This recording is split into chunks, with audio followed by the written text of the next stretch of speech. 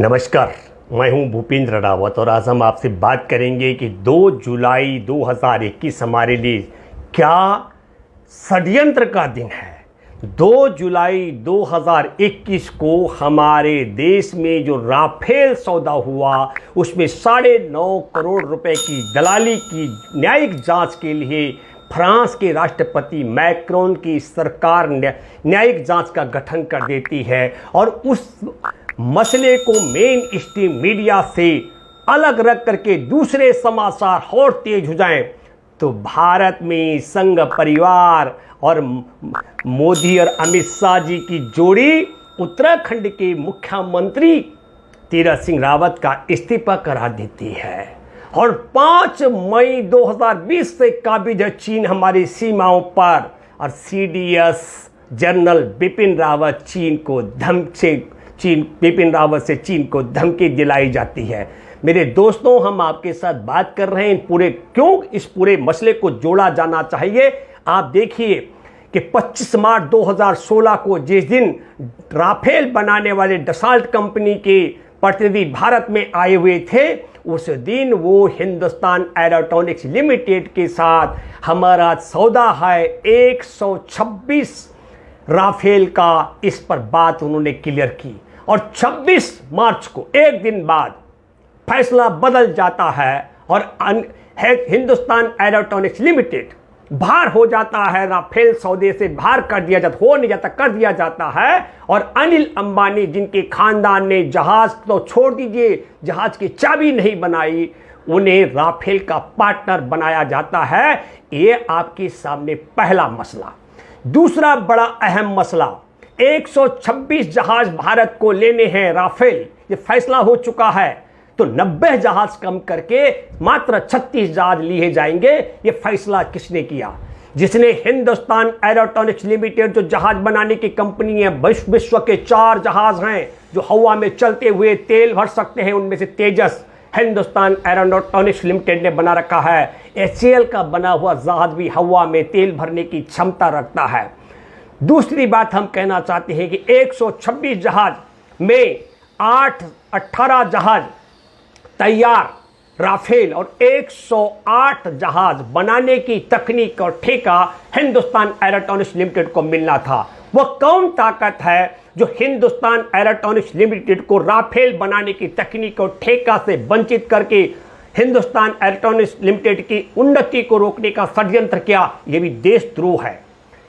जहाजों की संख्या कम करना देशद्रोह, हिंदुस्तान HAL को की उन्नति और तरक्की रोकने का मामला देशद्रोह, हमारे देश में 90,000 से ज्यादा के कर्जदार और चीनी कर्जदार दिवालिया अनिल अंबानी को पार्टनर बनाना देशद्रोह, 570 करोड़ के एक जहाज को 1670 करोड़ रुपए में खरीदना देश के साथ बड़ा घोटाला, बिचौलिया किसने बना डाला। और इस पूरी प्रक्रिया को लेकर के हम आपके माध्यम से कहना चाहते हैं, इस पूरी प्रक्रिया को लेकर के कहा जा रहा है कि तीरथ सिंह रावत की टिप्पणियां ठीक नहीं थी। तो तीरथ सिंह रावत ने तो 17 मार्च को हमारे देश की महिलाओं के पहनावे पर भद्दी टिप्पणी की थी, फटी हुई जींस को लेकर के। तब संघ परिवार की सरकार और अमित शाह नरेंद्र मोदी ने तलब नहीं करवाया तीरथ सिंह रावत को। हमने सबने देखा है कि किस तरीके से हमारे देश में कहा गया है कि भारत 200 वर्ष तक अमेरिका का गुलाम रहा है। ये बात भी 21 मार्च को उत्तराखंड के मुख्यमंत्री तीरथ सिंह रावत ने कही थी। झूठी बात, कभी भारत पर अमेरिका का आधिपत्य नहीं रहा। हाँ, संघ परिवार को पालता आ रहा है, अब चीन पाल रहा है, ये दुनिया जानती है। संघ परिवार जरूर उसका गुलाम रहा लेकिन भारत को गुलाम बताया गया, तब तलब नहीं किया गया। और नैनीताल हाई कोर्ट के आदेश पर कुंभ मेले में शामिल होने वाले 50,000 लोगों का रोजाना कोरोना जांच की जानी थी और कोरोना जांच करने के लिए एक ऐसी कंपनी को ठेका दिया गया 26 मार्च को, जिस कंपनी को हरिद्वार के स्वास्थ्य विभाग ने आनाकानी कर दी थी और उस कंपनी ने 1 लाख से ज्यादा कोरोना की जांच की फर्जी रिपोर्ट तैयार करवाई, तब तलब नहीं किया गया है। 13 अप्रैल को अंधविश्वास फैलाने का काम किया कोरोना काल में, तीरथ सिंह रावत ने कहा गंगा में डुबकी लगाने से कोरोना भाग जाता है, तब तलब नहीं किया गया। तो मैं आपको बताना चाहता हूं, जून के अंत में या जुलाई के 2 जुलाई तक कोई ऐसी घटना नहीं घटी थी जिसे तलब किया जाता। असल मसला क्या था कि भारत में ऐसे समाचार मेन स्ट्रीम मीडिया और टीवी, आपने देखा होगा गोदी मीडिया ने बहुत ज्यादा राफेल में दलाली के मसले पर कोई जांच का बहुत बड़ी चर्चा और डिबेट नहीं की गई है। बड़ी डिबेट उत्तराखंड में मुख्यमंत्री को हटाने, बनाने, इन सब मुद्दों पर की जा रही है। और अचानक मैं आपको बताना चाहता हूं 5 मई 2020 से चीन का कब्जा हमारे देश की सीमा पर जगह जगह है। लेकिन सीडीएस रावत, जिस सीडीएस रावत ने 15 जून को, जिस दिन चीन के सैनिकों ने हमारे निहत्थे जवानों को, 20 जवानों को पीट पीट कर मार डाला था, 76 जवानों को घायल कर दिया था, उन 76 जवानों में भी एक जवान की शहादत हो गई है। मैं दावे के साथ में कह सकता हूं चीन के खिलाफ 70 से ज्यादा दिन तक सीडीएस जनरल बिपिन रावत ने मुंह नहीं खोला। मोहन भागवत ने आज तक एक शब्द नहीं बोला। अमित शाह से लेकर राजनाथ सिंह, रक्षा मंत्री से लेकर प्रधानमंत्री को आपने भाषा सुना होगा। लेकिन और एक चौंकाने वाली बात मैं आपको कहना चाहता हूं, 14 अगस्त 2015 को मैं बधाई देना चाहता हूं उत्तराखंड के नव नियुक्त मुख्यमंत्री पुष्कर सिंह धामी को बधाई देना चाहता हूं। लेकिन एक अहम सवाल हमारे देश में, चीन की सीमा से सटा हुआ उत्तराखंड, और उत्तराखंड के मुख्यमंत्री ने 14 अगस्त 2015 को एक नक्शा ट्वीट किया था पुष्कर सिंह धामी ने। उसमें अखंड भारत के नक्शे में लद्दाख गायब था। ठीक उसी तर्ज पर जिस तरीके से आप और हम सब लोगों ने देखा कि 15 जून को जवानों की हत्या के बाद 19 जून को ऑल पार्टी मीटिंग बुलाकर के प्रधानमंत्री ने कहा हमारे देश की सीमा में न कोई घुसा है, न घुसाया, न हमारी जमीन पर किसी का कब्जा है। और मैंने तब भी कहा था ये देश के साथ गद्दारी हो रही है, भारत का शीश काट करके चीन के कदमों में रखने का षड्यंत्र है। एक भी शब्द संघ परिवार चीन के खिलाफ नहीं बोलता है। तो हम ये कहना चाह रहे हैं मामला ये बिल्कुल नहीं था तीरथ सिंह रावत को। और मैं ये कहना चाहता हूं कि 70 में से 57 सीटें जिस सरकार के पास हो, 5 साल तक एक मुख्यमंत्री को नहीं दे पा रही, इसका कारण क्या है?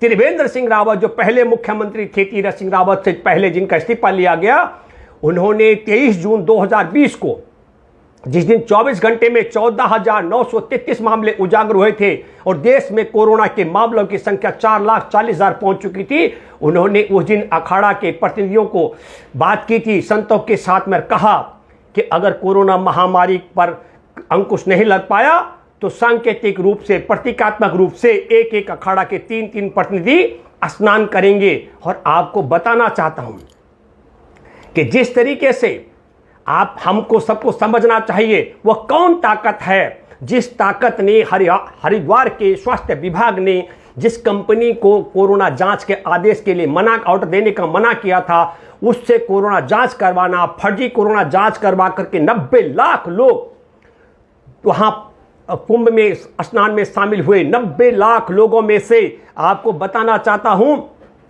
कि वो अपने घर घर एक व्यक्ति जो कोरोना लेकर गया, उसको आपको और हमको सबको समझना चाहिए कि 90 लाख लोगों ने, उदाहरण के तौर पर मैं आपको विदिशा मध्य प्रदेश का जिक्र करना चाहता हूं, जहां के 83 श्रद्धालु कुंभ में शामिल हुए थे, उनमें से 22 अंडरग्राउंड हो गए थे और 21 की जांच की गई थी, 61 लोगों की जांच की गई थी। 61 में से 60 लोग कोरोना पॉजिटिव पाए गए थे। तो आप समझ लीजिएगा कि 90 लाख लोग जो कोरोना में महामारी के बीच में कुंभ स्नान करने के लिए आए, शामिल हुए, वो अपने घर भी कुंभ से कोरोना लेकर गए। उनकी भी, उनमें से भी जान गई, लोगों की, उनके परिजनों की भी जान गई। जिस गांव में, जिस मोहल्ले में, जिस कस्बे में वो रहते हैं, वहां तक उन्होंने कोरोना फैलाया। क्योंकि कोरोना का काम, कोरोना जो मैंने आपको मध्य प्रदेश का जिक्र किया, और मैं दूसरा जिक्र करना चाहता हूं गुरुकुल कांगड़ी विश्वविद्यालय के सूक्ष्म जीव के वैज्ञानिक प्रोफेसर रमेश दुबे, उन्होंने कहा कि हवा में कोरोना का जो जीव है, कोरोना का वायरस है, वो जल्दी मर जाता है लेकिन पानी में लंबी अवधि तक जिंदा रहता है। तो जिस तरीके से वो कुंभ में स्नान के बाद जो कोरोना पॉजिटिव लोगों ने पानी में भी गंगा जल, जो आगे जाकर गंगा का जल का सेवन कर रहे थे, उनको भी घर घर कोरोना पहुंचाने का काम किया है। मैं आपके माध्यम से एक बात कहना चाहता हूं, मुख्यमंत्री उत्तराखंड का बदली करके नागालैंड में भी 8 महीना बकाया था, तब भी चुनाव कराए गए थे, लेकिन मुख्यमंत्री को बदली करने का षड्यंत्र क्यों किया गया? ऐसे 3 बड़े कारण हैं। एक तो राफेल घोटाले की जो जांच, दलाली की जांच मैक्रोन सरकार ने बिठा दी है फ्रांस में, न्यायिक जांच, उसको मेन स्ट्रीम मीडिया से उसकी जगह को हटाना। दूसरा षड्यंत्र था कि कोरोना महामारी के बीच में कुंभ और कुंभ में फर्जी जांच रिपोर्ट तैयार करवाना, जो हाईकोर्ट के आदेश पर हो रही थी। और तीसरा महत्वपूर्ण बात है, हमारे देश की एकमात्र महिला, हमारे देश की बेटी पश्चिम बंगाल के मुख्यमंत्री है, मुख्यमंत्री पद से देश की बेटी को हटाने का, ममता बनर्जी का जिक्र कर रहा हूं, यह षड्यंत्र संघ परिवार की तरफ से किया जा रहा है। लेकिन मैं आपके माध्यम से एक बात कहना चाहता हूं, हमारे देश में बच्चा, बूढ़ा, जवान, हर प्रत्येक इंसान को समझ आ गया है कि हमारे देश के अंदर जब 24 मार्च 2020 को मात्र 500 मामले थे, तब देश में तालाबंदी कर दी गई, और जब 1 करोड़ 17 लाख से ज्यादा मामले उजागर हो गए, तब कुंभ के आयोजन का फैसला लिया गया। यह षड्यंत्र है, क्योंकि देश का कोई भी देशद्रोही वैज्ञानिक ऐसी राय हमारे देश की सरकार को नहीं दे सकता है कि जो कहे कि 500 मामलों में देश के जहाज पे, उद्योग पे, व्यापार पे, हॉस्पिटलों पे, तमाम जगह ताले लगा दो। मैं हॉस्पिटलों का भी जिक्र कर रहा हूं, अस्पतालों में भी बिना कोरोना के किसी को जांच की एंट्री नहीं होती थी। हर 1 करोड़ 17 लाख से ज्यादा मामले उजागर होने पर आप कुंभ का आयोजन करा दो, तो हमारे देश के अंदर और फर्जी जांच करा करके देश भर में कोरोना की महामारी फैला दो, और एक धारा 151 का हवाला दे करके मुख्यमंत्री को हटा दो, और उत्तराखंड के मुख्यमंत्री की कुर्सी पर ऐसे शख्स को बिठा दो जिसने पहले से ही लद्दाख को भारत का हिस्सा न माना हो। और मैं आपको कहना चाहता हूं, कहा तो भारत के लिए 370 भारत के हित में हटाने की बात की जाती है, लेकिन मैं फिर दावे के साथ में कहता हूं, संघ परिवार की सरकार ने चीन के समक्ष नतमस्तक होकर के हमारे देश के शीश को काट करके उसके चरणों में रखने का षड्यंत्र कर दिया है। 2007 से उसके टुकड़ों पर पल रहा है। और मैं आखिरी बात आपके माध्यम से कहना चाहता हूं, एक बड़ी खुशी की बात आपको बताना चाहता हूं कि फ्रांस में न्यायिक जांच करने वाले जज का नाम अरुण त्रिपाठी नहीं है। फ्रांस में न्यायिक जांच करने वाला जज यौन शोषण के मामले में फंसा हुआ अपराधी नहीं है। फ्रांस में न्यायिक जांच कर रहा ये राफेल घोटाले, राफेल दलाली की, उसको राज्यसभा में कुर्सी की भूख नहीं है। और मैं और कहना चाहता हूं कि राज्यसभा की भूख भी नहीं और ताकत भी है कि वो जरूरत पड़ने पर राष्ट्रपति मैक्रोन से लेकर के पूर्व राष्ट्रपति ओलांद तक और तमाम अधिकारियों को तलब करेंगे।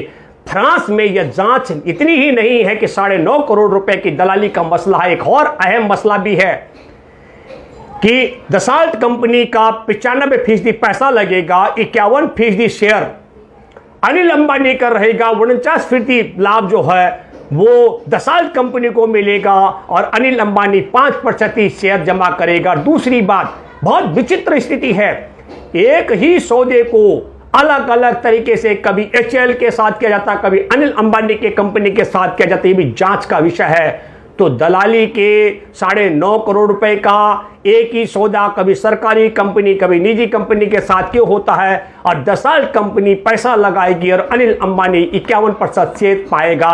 इन सब मुद्दों पर जांच होने वाली है। मैं उम्मीद करता हूं कि फ्रांस की जांच की आंच में हमारे भारत में भी आगे बढ़ेगा। मैं हैरान हूं, जिस ताकत ने सुप्रीम कोर्ट में कहलाया कि साहब ये फैसला ठीक है, राफेल का सौदा ठीक है, उसी ताकत के इशारे पर देर रात को हम CBI के निदेशक आलोक वर्मा मुकदमा दर्ज करने वाले थे। 570 करोड़ का जहाज 1670 करोड़ का कैसे हो सकता है, और जहाज बनाने वाली कंपनी HAL को किनारे करके, जिसके खानदान में जहाज की चाबी नहीं बनी अनिल अंबानी की, देश और दुनिया के कर्जदार को उसका पार्टनर कैसे बनाया जा सकता है। इन सब मुद्दों पर 126 जहाज की संख्या 36 कैसे की जा सकती है, और HAL की उन्नति रोकने के लिए तकनीक बनाने के और ठेका मिल रहा था उससे वंचित करने का षड्यंत्र क्यों है। इन सब मामलों को लेकर जांच पड़ताल में मैं दावे के साथ में कहता हूं, ईमानदारी के साथ में अगर जांच होगी तो नरेंद्र मोदी को कुर्सी छोड़ करके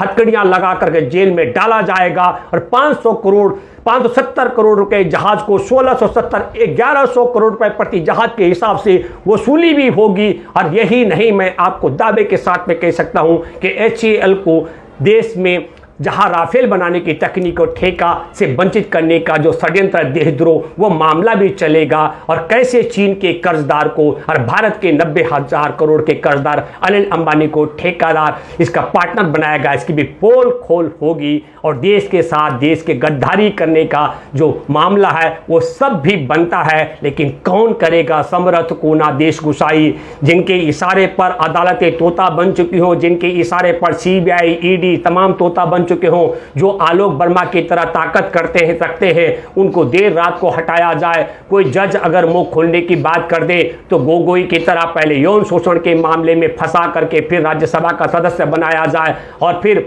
अरुण कुमार मिश्रा की तरह हो सकता है कि उनको भी लाभ पहुंचाया जाए। जो नहीं लाभ में बिकना चाहता हो उसे जस्टिस लोया की तरह भय दिखाया जाए। लेकिन मैं आपको कहना चाहता हूं कि फ्रांस के जज को जस्टिस लोया की तरह जान गंवाने का भय नहीं है, कुर्सी पाने का लालच नहीं है, और कहीं उनको मानवाधिकार आयोग की कुर्सी का लालच नहीं है। इन सब मुद्दों पर मुझे लगता है हम उम्मीद करते हैं वक्त लगेगा, लेकिन मैं मानता हूं कि देर आए दुरुस्त आए, लेकिन यह हमारे देश के लिए बहुत हितकर होने वाला है। लेकिन देश की नाक कटेगी जब ये सारा एक्सपोज होगा और पता लगेगा हमारे देश की पूरी नाक कटवा करके इस पूरे सौदे में जानबूझकर षड्यंत्र के तहत रखी गई है। ये बात भी जब पोल खुलेगी देश के प्रधानमंत्री के खिलाफ तो हम सब के लिए भी अपमानजनक होगा। अच्छा हो कि समय रहते प्रधानमंत्री अपने अपराध को कबूल करें और अपने पद का त्याग करें, अपने को कानून के हवाले करें। ये उम्मीद मैं करता हूं। धन्यवाद। जय हिंद, जय जवान, जय किसान।